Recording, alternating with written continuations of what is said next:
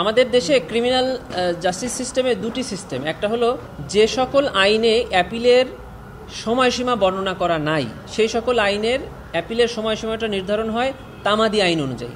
তামাদি আইন অনুযায়ী যে সকল অ্যাপিলের সময়সীমা নির্ধারণ হয় সেখানে অ্যাপিলের টাইম পার হলেও তামাদি আইনের 5 ধারায় এই ডিলেটা কন্ডোনেশনের সুযোগ আছে। অর্থাৎ পেনাল কোডে যদি কাউকে শাস্তি প্রদান করা হয় সে মানে নির্ধারিত সময়ে আপিল না করলেও পরবর্তীতে এসে আপিল এই তামাদি মৌকুফের আবেদন করতে পারে।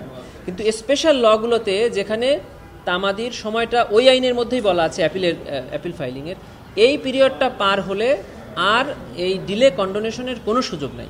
অর্থাৎ এই 30 দিন পার হয়ে গেলে এই 30 দিনের পরবর্তী যে অতিরিক্ত দিনগুলো সেগুলো ক্ষমা করার আবেদনেরই আর কোনো সুযোগ নাই। গভর্নমেন্ট এটি তখন কার্যকর করবে। আইন অনুযায়ী তাই হবে। 30 দিন পার হয়ে গেলে তারা গ্রেফতার হলে রায় কার্যকর করবে। অ্যাপিলেট ডিভিশনের একটা অথরিটি আছে কমপ্লিট জাস্টিস করা, আইনে নাই কিন্তু ওনারা কমপ্লিট জাস্টিসের জন্য এটা করলেও করতে পারেন। কিন্তু আইনে পরিষ্কার করা আছে যে যদি কোনো স্পেশাল লয়ে অ্যাপিলের সময়সীমা নির্ধারণ করা থাকে ওইটা পার হয়ে গেলে আর এই সময় মৌকুফ করা হবে না।